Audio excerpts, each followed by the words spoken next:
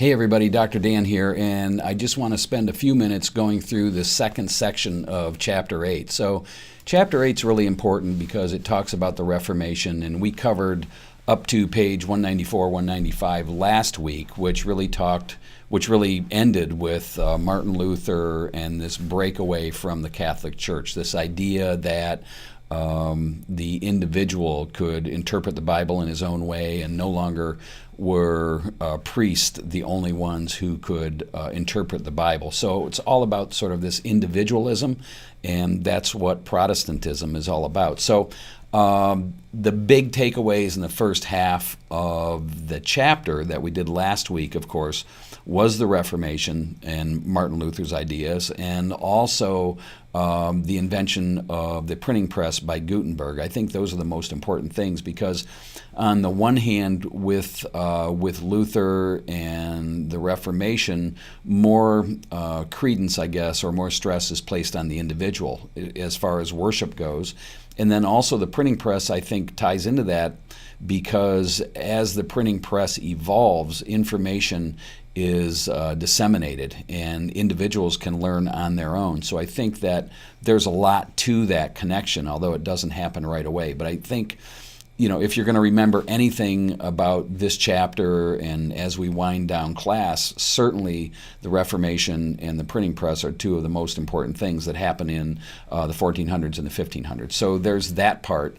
And just to sort of reiterate Martin Luther, so prior to Protestantism and Martin Luther, the church was counted on for all knowledge and for all interpretations of God and all interpretations of the Bible. And there's this notion of the selling of indulgences, which is literally giving money to the Catholic Church to help your sins be forgiven, sort of like buying your way into heaven, if you will. So that's something that's not done anymore, but certainly at the time, it seemed to Martin Luther to be totally wrong that you could give money to buy your way out of sins, and that's what that selling of indulgences is all about. And so keep that in mind as you read through. And I'm not sure what page 194, 195, which we've already been through, but you might want to go back and read those. Make sure you know what the selling of indulgences is. And the selling of indulgences is sort of like confession insurance against eternal damnation. So you could purchase an indulgent and then you wouldn't go to hell if you gave money to the church. So it was kind of a pay-to-play thing, and Luther thought it was wrong, and I think we understand how that's wrong as well. So Luther's followers were eventually called Protestants, which obviously comprise a big part of Christians today in our country. So any Christian church that's not Catholic is a Protestant church, and so that split is huge. And when we when we think about all of that, we can see a direct tie-in between what we're studying in Western civilization and our society today. So make sure you know about that stuff. As far as what else you need to know about the Reformation, as you get into page 197, understand that a lot of countries were really Catholic. So France was certainly really Catholic. The monarch, the king, was Catholic, and so if you were a Protestant in France, you'd be persecuted. It was illegal. So there's this group called the Huguenots, which are the Protestants in France, which were persecuted. And then also in England, understand that England was primarily Catholic. The Church of England was ruled by the Pope, way back then. Then Henry VIII comes along and decides that the Pope has too much power, and when Henry VIII wants to get an annulment on his marriage and the Pope won't grant it, then Henry VIII declares himself the head of the Church of England. So there's a break between Catholicism and the Church of England at that time. So really, if you're the Catholic Church, first there was the Protestant Reformation with Luther, and then so there's a big split from the Catholic Church. And then when the Church of England splits from the Catholic Church, there's another one.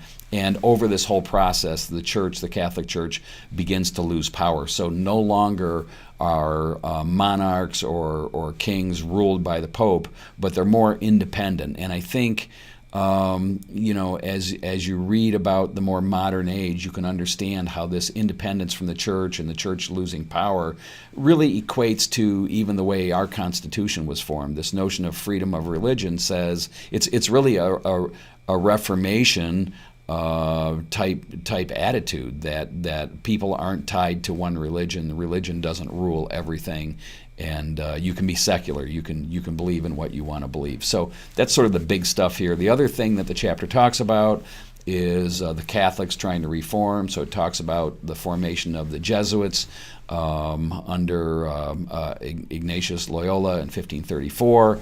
And then there's also talk about something called the Council of Trent, which is a group from the Catholic Church that's working on reforms, trying to modify and maybe even modernize church doctrine. And that's where the pay for indulgences, selling of indulgences is eliminated.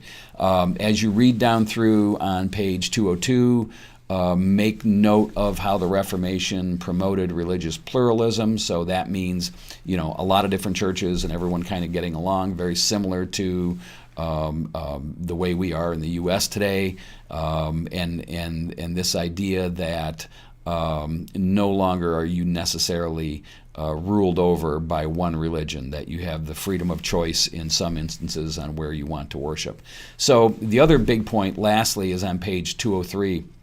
And I think it's really important, and I wish maybe we'll spend some more time on it next week, but how the Reformation stresses individualism. In other words, the individual can interpret the Bible and interpret religion in his own way, and how that ties into capitalism. So the book mentions a guy named Max Weber, which is spelled Weber, but it's Max Weber on page 203. And he was a historian and philosopher that talked about how Protestantism really, and the stress on the individual, really promotes the notion of capitalism, this economic system, this free market economic system that we all live under in the U.S., and how individual accomplishment is reinforced through Protestantism because individuals are more important than some sort of group or hierarchy. So I think Protestantism and the Reformation is really important, not only for our eventual form of government, that freedom of religion in the Constitution, and also the capitalist system where individuals can accomplish what they want to accomplish on their own. So there's a lot of stuff there, a lot of stuff to think about. If you have any questions, let me know. Have a great week. Take care. Bye-bye.